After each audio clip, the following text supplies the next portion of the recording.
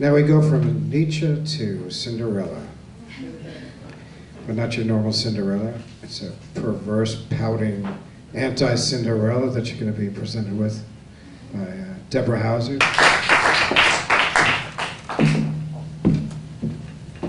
Hello, New York City.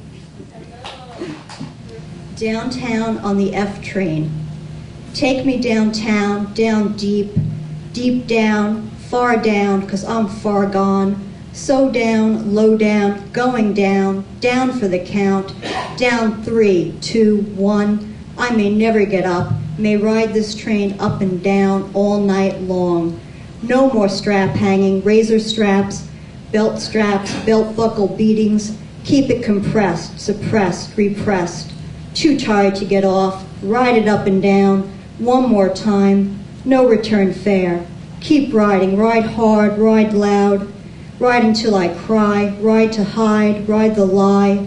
Only one way to get off this ride.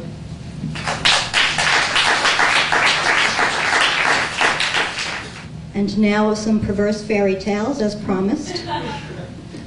Little Red is her stripper name. Calling on grandmother gives her the creeps. The house smells of camphor, mothballs. She hates those hard, sour candies covered with lint. The long-toothed wolf is sexy in that scruffy, lupine way. She's seen him lurking in the woods before. Knows damn well it isn't Granny in that bed. My, what big ears you have, she giggles. All the better to hear you sigh, my dear. My, what big eyes you have, she whispers. All the better to watch you dance, honey. My, what big hands you have, she bats her eyelashes. All the better to grab your thighs, sweetie.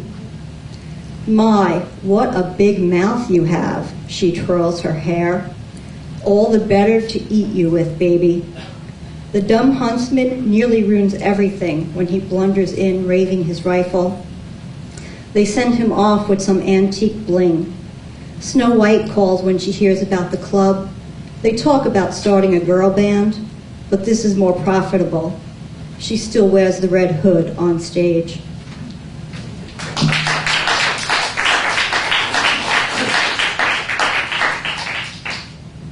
Beauty nods.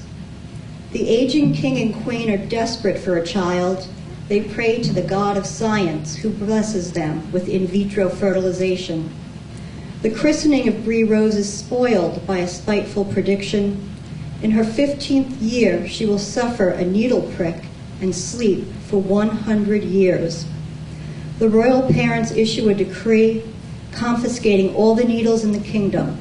Every tailor and seamstress is fired. The garment district is forced offshore.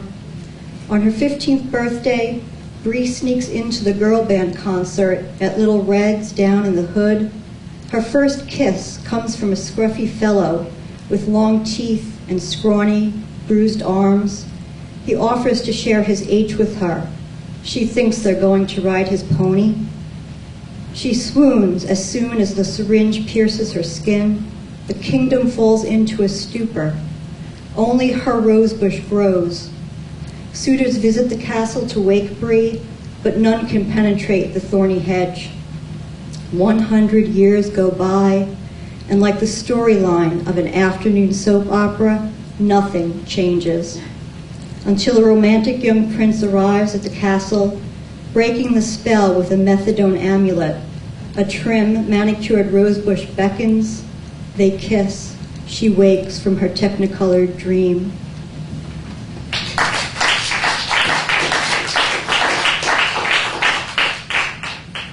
Next are a few headache and hair poems. Migraine jazz. It beats and throbs like migraine jazz, sharp, brassy, piercing. It won't be ignored, placated, muted, every atom pulsating with pain, threatening to rupture, discordant music, angry blues refrain, unrequited. It demands to be heard, forces me to chant this song, of myself, to myself, for myself, nothing but myself inside this pain, an agonizing note that must be sung, that only I can sing. It seizes my tongue, it alters my tenor, it throbs and beats like my brain jazz.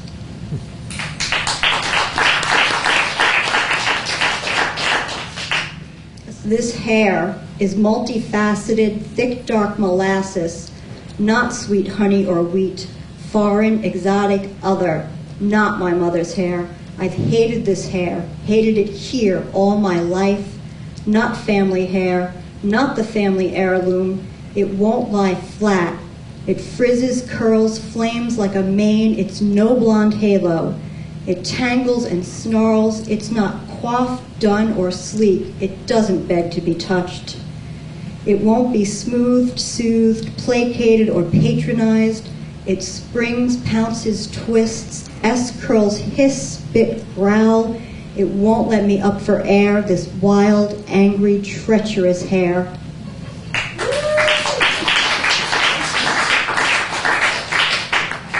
I lifted the title of this next one from a line in a Julie Sheehan poem. I can stay angry for hours. My anger is a bowl of fire chased with a shot of vodka, a scab on a bruised thigh, a clouded eye, a ripped skirt, torn stockings, a twisted ankle, a phone call from mother, an uneaten meal, a plate shattered against the wall, a crushed goldenrod crayon in first grade, frizzy hair, smudged lipstick on interview day, a pair of army boots with busted laces, an airstrike, a speeding train derailed, foam on a runway landing strip, a flimsy carnival ride, curdled milk, a hissing swan, dull scissors, the top of a tin can rusting in the gutter, blaring midtown traffic, a parking ticket on a cracked windshield, the neon lights of a peep show in Times Square, pre-Giuliani, a headless doll, a masticated cuticle, a misdirected letter, unopened, unread, the snap of a broken condom, a late newspaper on a wet lawn, an abandoned dog in an empty warehouse, burnt coffee, an unwritten poem sticking in my ribs, untranslatable, a lead vault, the stained glass confessional. With enough compression, carbon is transformed. Mother Mary, make me a diamond. And the last one, up your apple tree. Should I wrap my thighs around the rough trunk, shimmy up your apple tree to the sweet fruit, mount the highest branch, pluck a sweet apple and eat until sated, until the juice runs down my chin, eat down to the hardcore seated center, eat until I know original sin.